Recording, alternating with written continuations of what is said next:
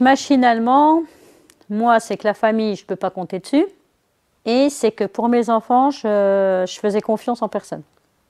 Peut-être par rapport à la peur que moi j'ai eue en étant enfant. Puisque quand moi je me suis mis à travailler, j'avais quand même encore mes 7 enfants. Parce que les 2 de mon premier mari étaient en ménage. Moi, on m'a dit comme ça, de toute manière, avec cet enfant, tu as les allocs, pourquoi tu vas chercher du travail? Tu dois gagner bien. J'ai dit, mais mon rôle de femme, elle est où? Mon rôle de maman, il est super. Mais mon rôle de femme, je ne l'ai plus. C'est pour ça que j'ai été chercher du travail, pour avoir mon rôle de femme. Dans tous mes enfants, dans les 9 enfants, j'ai 4 filles avec ma fille adoptive. J'ai toujours dit à mes filles de ne pas se faire avoir par leur conjoint. Je leur ai toujours fait comprendre qu'en regardant bien, dans un couple, c'est 50-50. Si ce n'est pas 50-50, tu ouvres la porte et tu mets un coup de pied aux fesses au conjoint. Les femmes qui sont monoparentales, il y a les allocations familiales. De toute manière, tout le monde a des droits dans les allocations familiales. Alors pourquoi pas, comme c'est administratif, pourquoi pas que les allocations familiales fassent de l'information? Moi, je vois déjà ça. De toute manière, si son parent, ils ont droit aux allocations familiales. Je vois déjà ça. Ou peut-être qu'il y a des mamans qui ont déjà poussé la porte vers du social. Quand ils vont en PMI, justement, ils vont sûrement dans un centre social. Pourquoi pas faire des informations ici?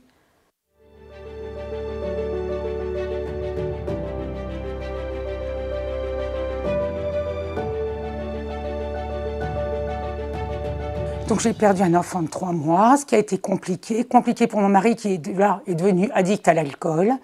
Ce que je peux reprocher maintenant, c'est le manque d'accompagnement, qu'il soit social, psychologique. Il n'y a pas de prise en charge par un psychologue. Et si vous avez la chance d'avoir une prise en charge rapide, c'est un coût, et c'est un coût énorme. Oui, on se sent seul. Moi, je ne connais pas, toujours au jour d'aujourd'hui, je ne connais pas de prise en charge quand on perd un enfant après naissance. Avant naissance, oui. Vous êtes à la maternité, la sage-femme vous prend en charge, la psychologue aussi. Mais après naissance, quand ça arrive mort subite du nourrisson, c'est l'horreur à dire, c'est l'horreur à vivre, mais il n'y a pas, moi je ne connais pas de prise en charge. Donc on essaye de surmonter, on essaye de se bouger. Nous étions sur Paris, nous arrivons dans la Nièvre, elle a 8 ans. 8 ans, c'est un âge où, théoriquement, où elle peut aller en IME. Et dans la Nièvre, nous n'avons pas de structure. Donc, on me propose, à côté de Moulins-sur-Allier, Trevol. Trevol, nous habitions à Gimouille, il doit y avoir une centaine de kilomètres. Là, deuxième difficulté, la prise en charge ne se fait que dans l'Allier, parce qu'elle est dans l'Allier. Donc, je suis seule avec 3 enfants. Le lundi matin, il faut que je cours à 2-6, 40 km de chez moi pour déposer Séverine au taxi qui va l'emmener à Trevol. Et de l'autre côté, une fois qu'elle est partie, si le taxi n'est pas en retard, si le taxi ne l'a pas oublié, ce qui peut arriver aussi fréquemment, vous repartez dans l'autre sens pour déposer les 2 autres à l'école pour après aller travailler, puisque si je n'ai pas de travail, je ne mange pas. Et toujours le risque qu'on me dise, vous êtes un cas social, vous êtes dans la précarité, vous ne pouvez pas apporter à vos enfants le minimum et qu'on me les place. Mon premier mari, donc, est malade addicté, je suis partie, je suis tombée amoureuse d'un deuxième monsieur avec qui nous avons eu un enfant, une charmante petite fille, et qui, lui, était pédophile, pervers narcissique pédophile. Donc là, on ne se pose pas la question, même en tant que femme. De toute façon, c'est je divorce, c'est je le quitte, étant donné qu'il était incarcéré.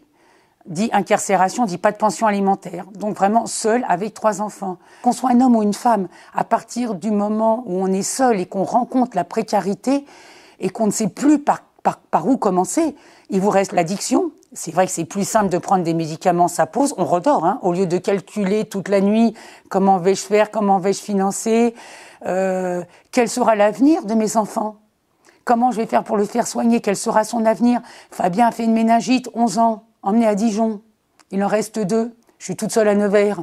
Le stress est là.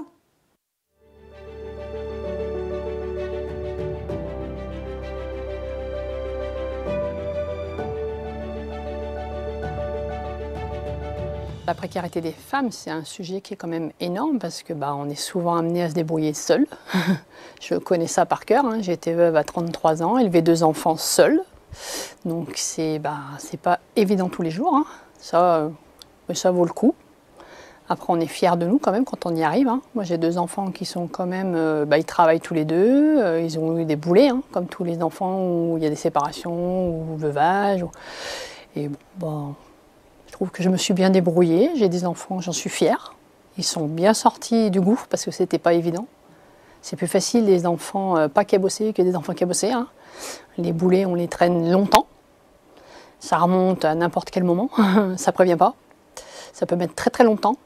Donc oui, c'est pas facile, mais...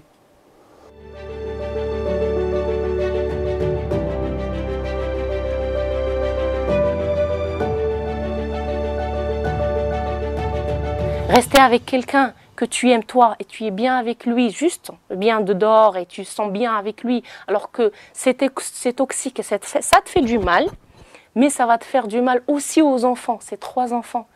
Alors moi je disais que si j'étais toute seule, je ne vais pas dire que je pouvais supporter, mais ça ne va pas être le cas avec mes enfants. Mes enfants, c'est ma force. Lorsque je suis devenue une femme, une maman, c'est d'autre chose. Cette personne-là, ça va faire du mal à mes enfants et ça va lui faire grandir avec des idées et des choses qui ne sont pas bien. Alors il faut mieux au moins sauver ses enfants. L'amour avec de la peur. Avec cette peur-là, je ne voulais pas la transmettre à mes enfants. Il y a l'amour, mais pas de peur. C'est parce qu'on ne peut pas vivre comme ça. On peut pas. Mes enfants, ils vont se marier. Ils auront des enfants. Je ne veux pas qu'ils auront cette vie que j'ai vécue moi. Et c'est ça la force. Je n'ai pas bien compris les choses. J'ai dit que si je change l'environnement pour mon mari et mes enfants, la vie, ça va marcher. Et lorsque je suis venue en France, c'est vrai au fond de moi, c'est pour fuir les violences de mon mari et les violences de tout ce que j'ai vécu là-bas, mais je ne savais pas. Je vois la victoire dans mes enfants. Et ça m'aide à continuer. Et lorsque tu es tout seul avec tes enfants, et c'est toi qui éduques, et c'est toi qui décides, je ne peux pas vous expliquer ce goût-là. C'est un goût magnifique.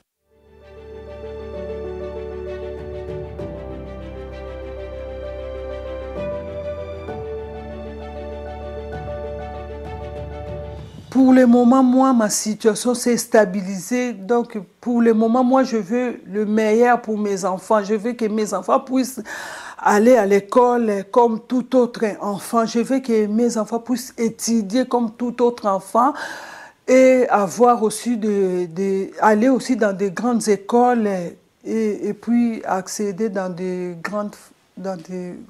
fonctions, de faire les métiers qu'ils veulent.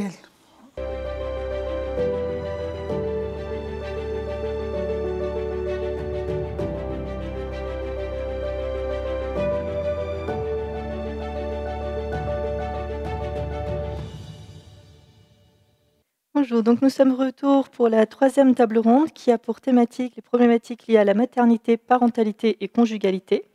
Nous restons tout à fait dans la même lignée de la précédente table ronde, car c'est dans la famille, et notamment dans l'exercice de la vie conjugale et de la parentalité, que les inégalités entre les hommes et les femmes restent les plus prégnantes, avec toutes les conséquences que ça peut avoir dans la sphère personnelle et professionnelle des femmes. Donc pour cela, j'ai le plaisir d'accueillir plusieurs intervenants. Donc Yves Barre et Caroline Desbouvry, conseillers et vice-présidents délégués au Césaire et rapporteurs de la saisine Femmes et monoparentalité, un double constat d'inégalité. Élodie Pistoyard, responsable des territoires de la CAF de Saône-et-Loire. Marie Cottenay, responsable de petite enfance de la crèche à Vipes de Mont-Soleil-Mines. Et le docteur Catherine Tisserand, responsable de planification à la PMI du CD de Côte-d'Or. Merci à tous d'être présents. Nous allons commencer avec vous, Monsieur Barre, et avec la saisine Femmes et monoparentalité à double constat d'inégalité. Est-ce que vous pouvez nous expliquer en quoi l'entrée en situation de monoparentalité représente un champ financier fort qui impacte davantage les femmes que les hommes, et quelles sont vos préconisations pour amortir ce choc ? Bien, merci. Bonjour à tous. Donc, quelques points importants en préalable. Dans les 3/4 des cas, la situation d'entrée en monoparentalité fait suite à une séparation ou à un divorce. Et dans un second temps, l'INSEE l'a rappelé tout à l'heure, la monoparentalité concerne des femmes dans 80% des situations en Bourgogne-Franche-Comté. Donc, ce qui montre bien que ça a donc un impact fort sur le plan financier, puisque l'origine de cet impact, c'est pas la monoparentalité en elle-même, c'est d'abord les inégalités de salaire entre les femmes et les hommes. Ensuite, entrer en monoparentalité dans le cadre d'une séparation ou d'un divorce, c'est à minima le maintien dans un logement dont on doit assumer seul la charge, ou un déménagement avec forcément des coûts induits, ce qui renchérit d'autant plus sur des situations que l'on sait déjà précaires. En moyenne, les revenus des femmes sont à hauteur de 1 080 €, quand les hommes ont 1 280 €. Donc on voit bien la différence. Et puis, on l'a rappelé, enfin ça a été dit tout à l'heure, il y a des inégalités d'accès à l'emploi qui viennent renforcer en plus cette forme de précarité au travail, puisque souvent les femmes occupent des emplois moins bien rémunérés, avec des formations basiques et souvent à temps partiel, et pas forcément un temps partiel choisi. Donc tout ça conduit à ce choc financier important. Donc pour amortir ce choc financier, on a fait un certain nombre de préconisations. Vous les retrouverez dans le rapport qu'on a commis. Il en reste quelques exemplaires pour ceux qui le souhaitent. Ou autrement, vous pouvez le trouver sur le site du Césaire. Et donc, pour toutes fins utiles, il y a un certain nombre de préconisations qui s'adressent au conseil régional, puisque c'était une saisine de la part de la présidente, mais en tant qu'employeur, en tant que décideur dans les champs de compétences qui sont les siens, ou en tant qu'initiateur et facilitateur de politiques publiques. Et certaines préconisations s'adressent plus largement à d'autres institutions ou même à tout type d'entreprise. Et une des préconisations pour amoindrir le choc financier, c'est forcément de renforcer et de revaloriser l'allocation de parents isolés du RSA, ainsi que l'allocation de soutien familial. Et puis quelque chose de très important aussi, c'est de mieux informer les personnes concernées sur l'ensemble des dispositifs existants et le recours au droit, mais ça a été dit déjà dans les tables précédentes. Merci beaucoup. On va continuer donc sur la saisine avec une question sur en quoi les problématiques familiales, donc par exemple les difficultés d'accès au mode de garde, personnelles avec les difficultés d'accès aux soins et aux loisirs, professionnels avec l'accès à un emploi durable, s'entrecroisent dans le quotidien des familles monoparentales. Alors, la réponse, nous, on est allé la chercher en travaillant, entre autres, avec le CRPA et également le chantier d'insertion éthicophile. Mais si on reprend la vidéo qui vient de passer, on se rend compte que être parent dans un cadre, dans une situation monoparentale, c'est être couteau suisse. Ça veut dire qu'il faut être partout, tout le temps, et arriver pour autant à concilier vie familiale, vie professionnelle, les activités des enfants.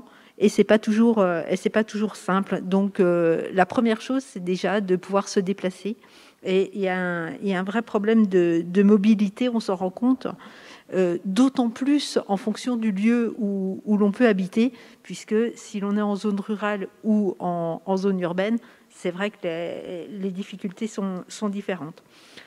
Un autre point important qu'il faut relever, c'est souvent la maman a un travail à temps partiel. Pourquoi ? Parce que il faut aller s'occuper des enfants, il faut pouvoir leur faire un certain nombre d'activités, etc., etc. Pour autant, la maman reste très souvent loin, elle, des activités, parce que on a vu le manque de moyens lié à cette problématique. Juste pour reprendre quelques préconisations, alors oui, on a fait des choix pour être rapide dans notre réponse. On en a déjà parlé, je crois qu'on en parlera encore, c'est les modes de garde et tout particulièrement les crèches à vocation d'insertion professionnelle, les crèches à VIP, qui sont une des réponses importantes sur le sujet. Mais il faut vraiment travailler sur des projets innovants en matière de mode de garde. Il faut également favoriser les solutions de mobilité qui soient simples, efficaces et économes. Ça veut dire quoi? Ça veut dire soutenir les associations qui travaillent dans ce type de mobilité avec des conventions, avec des aides financières pour pouvoir donner effectivement un accompagnement en matière de mobilité. Ça peut être également aider au passage du permis de conduire. Aujourd'hui, c'est limité aux jeunes sur l'aide régionale. Nous, on suggère que ce soit également étendu aux femmes en situation de monoparentalité.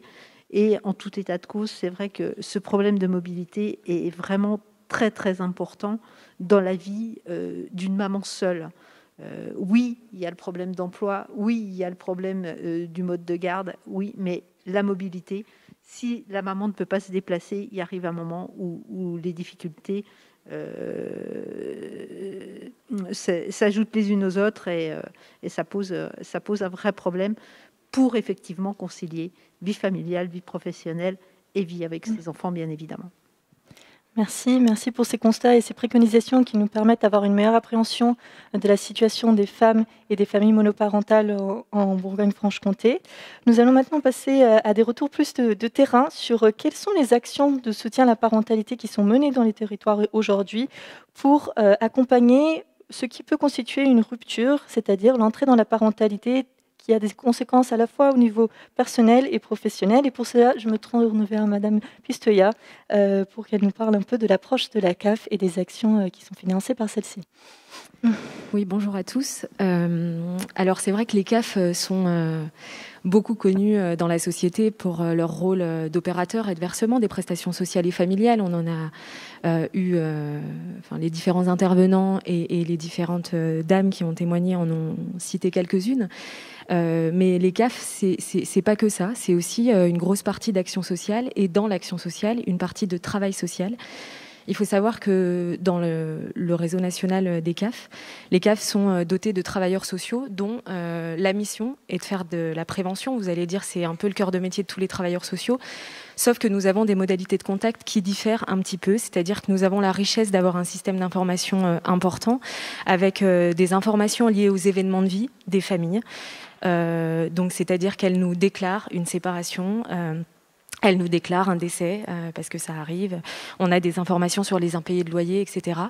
Et en fait, il faut savoir que partout en France, les travailleurs sociaux des CAF ont l'obligation de se mettre à disposition des familles dès lors que nous avons connaissance de l'événement de vie. Pourquoi ? L'idée, c'est d'accompagner les familles le plus tôt possible pour prévenir des dégradations de situation. C'est-à-dire que suite à une séparation, une situation de monoparentalité, la situation ne se dégrade pas tout de suite. L'idée, c'est qu'un travailleur social diplômé puisse prendre attache avec la famille pour asseoir une posture d'écoute, de soutien, mais également d'accompagnement financier et de mise à jour des droits s'il le faut. Et ça partout en France et sur les différents événements de vie que les familles nous signalent dans notre banque d'informations. Merci beaucoup. Est-ce que vous pouvez nous dire en quelques mots quels sont les dispositifs portés ou financés par la CAF, plus spécifiquement au service des familles monoparentales et du soutien de la parentalité ? Alors, c'est vrai que c'est difficile de cibler et de choisir, puisque les CAF sont la branche famille de la sécurité sociale. Donc, notre vocation, c'est de soutenir les familles et évidemment de soutenir l'exercice de la parentalité ou de la coparentalité. Donc les CAF ont, au titre de cette action sociale que je mentionnais tout à l'heure, donc le travail social d'un côté, mais l'action sociale avec le financement des services aux familles, où on finance pas mal de services d'ailleurs qui sont aujourd'hui représentés. Je vous en donne quelques exemples pour la CAF de Saône-et-Loire. Alors, globalement, dans toutes les CAF, on finance les services de médiation familiale, on l'a évoqué tout à l'heure, et donc c'est un service important, puisque du coup, ça permet par une personne neutre de prévenir prévenir des conflits dans l'intérêt des enfants et de trouver le meilleur accord amiable possible. Mais on a aussi d'autres dispositifs locaux, et je vais en citer un. À la CAF de Saône-et-Loire, on soutient un dispositif autour d'une forme de monoparentalité autour de l'incarcération, puisqu'en fait on finance une intervention d'un éducateur spécialisé à Varennes-le-Grand pour accompagner du coup les papas dans l'exercice de leur parentalité. Mais la CAF, c'est aussi l'accompagnement des mamans, puisque là on peut être sur une forme de monoparentalité subie, et donc du coup les CAF soutiennent ces différents services-là, quelle que soit la forme de monoparentalité, qu'elle soit subie ou choisie, et dans toutes les formes en fait des familles aujourd'hui et des représentations des familles. La CAF de Saône-et-Loire, elle fait le choix aussi, plus globalement que des situations un peu plus particulières, de soutenir par exemple financièrement les maisons des parents ou des familles, qui sont des lieux d'accueil informels, conviviaux, qui permettent d'accueillir les familles pour répondre en fait aux différentes questions qu'elles peuvent avoir, quelles que soient leurs préoccupations, qu'elles soient autour du soutien à la parentalité, de l'accès aux droits, etc. Et puis, et ça fera sans doute la transition avec l'intervenante d'après, bien sûr les crèches à VIP. Alors les CAF en lien avec Pôle emploi et également les départements sont un peu les chefs de fila sur le développement de ces crèches à VIP, qui sont l'un des outils, vous l'avez dit, pas le seul outil pour le soutien de l'insertion des femmes par rapport au mode de garde, mais l'un des outils qui marche et qui essaye de mettre en réseau en fait les différents acteurs autour de l'accompagnement à l'insertion professionnelle, et hélas principalement des femmes. Merci. Et donc la transition est faite. Je vous passe la parole, Madame Cotenay, pour nous parler de la crèche à VIP de Montceau-les-Mines, la première sur le territoire. Bonjour à tous. Donc la crèche est devenue une crèche à vocation d'insertion professionnelle suite à la signature d'une convention de territoire global entre la ville de Montceau-les-Mines et la CAF de Saône-et-Loire pour 2019-2022. Donc la création de la crèche à VIP a été retenue parmi les actions à mettre en place pour favoriser l'inclusion sociale et professionnelle des habitants, leur pouvoir d'agir, et lutter contre l'exclusion. Donc, afin de proposer à ses parents un dispositif performant et pour répondre surtout à leurs besoins, un groupe de travail s'est constitué autour de représentants donc, de la ville de Montceau-les-Mines, de Pôle emploi, de la Maison départementale des solidarités et de la CAF de Saône-et-Loire. En fait, pour nous, c'était vraiment primordial de créer un partenariat entre toutes ces instances pour pouvoir représenter un petit peu tout le monde et aider au mieux les parents. Donc nous mettons à disposition 2 places d'accueil à temps plein, ce qui représente environ 5 places en accueil occasionnel. Donc le personnel est informé des situations de chaque famille, accueillie bien sûr, et sera d'autant plus attentif en termes d'accompagnement à la parentalité lors des accueils et des échanges. Et donc nous nous adaptons vraiment à leurs besoins et à leurs problématiques sociales, familiales et professionnelles, et on essaye de répondre au mieux à leurs attentes et de les accompagner, que ce soit par Pôle emploi ou par la crèche et le personnel de la crèche. Merci. Nous allons passer maintenant à la dernière intervention, donc de Dr Tisserand, responsable de planification à la PMI de Côte-d'Or. Est-ce que vous pouvez nous parler un peu de l'approche préventive mise en œuvre par vos services et en quoi elle est importante pour accompagner les femmes enceintes en situation de précarité? Bonjour, merci. Je suis responsable des centres de planification. Je ne fais pas que planifier. Merci effectivement de nous donner la parole. Mettre un petit peu de médical, ça paraît un petit peu surprenant et c'est pas aisé pour moi, mais bon, j'ai essayé de vous brosser un tableau. Effectivement, le service de protection maternelle et infantile est un service du conseil départemental placé au niveau du pôle solidarité. La particularité de ce service, c'est que nous intervenons sur l'ensemble du territoire, ce qui permet de lutter contre l'isolement qui peut être perçu à la fois sur un secteur urbain mais aussi en milieu rural. Les six espaces effectivement présents disposent tous de médecins de PMI, sages-femmes de PMI, puéricultrices de PMI et bien évidemment d'autres personnels de l'écoute, ce qui est très important, les conseillers conjugaux et familiaux bien sûr, et des psychologues et des psychanalystes. La PMI a la particularité qui va être très mise en exergue dans les mois prochains d'être à la fois à disposition de tous, Nous recevons l'ensemble des déclarations de grossesse transmises par la CAF.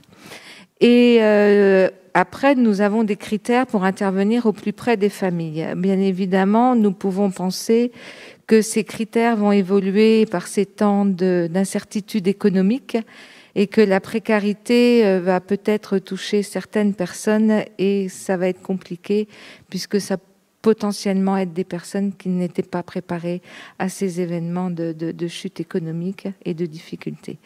Donc oui, le département également, par rapport à la loi Taquet, va insister sur l'entretien prénatal précoce, puisque c'est demandé. Nous allons rencontrer, à l'issue de ces déclarations de grossesse, les femmes pour connaître leur projet de naissance par rapport à ce tout petit. Je vais essayer d'aller vite puisque c'est la consigne qu'on nous a donnée. Je voudrais dire simplement que l'idée qu'on a, nous, et on voit bien ces femmes, elles ont des parcours chaotiques. Elles ont des parcours complexes. Elles ont été plus ou moins victimes de violences, de situations conjugales compliquées. Et on se doute bien que de rencontrer un médecin qui fait de la gynéco, c'est pas forcément évident. Donc c'est à nous, effectivement, grâce au travail qui est fait, à la fois en visite à domicile, parce qu'on va au plus proche des familles. Et là, un des points d'accroche de la PMI, c'est que nous travaillons toujours avec l'accord des familles, ce qui veut dire en clair qu'il y a d'emblée une relation de confiance instaurée. Et grâce à cela, grâce à tout ce tissu, tout ce réseau qu'on peut connaître, nous avons effectivement une compréhension de pourquoi madame n'est pas venue. Eh bien oui, la mobilité n'était pas là.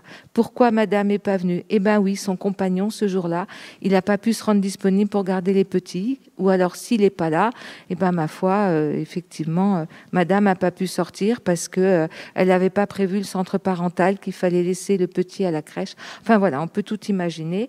Mais nous, ça nous donne une compréhension et on a une tolérance dans la prise de rendez-vous.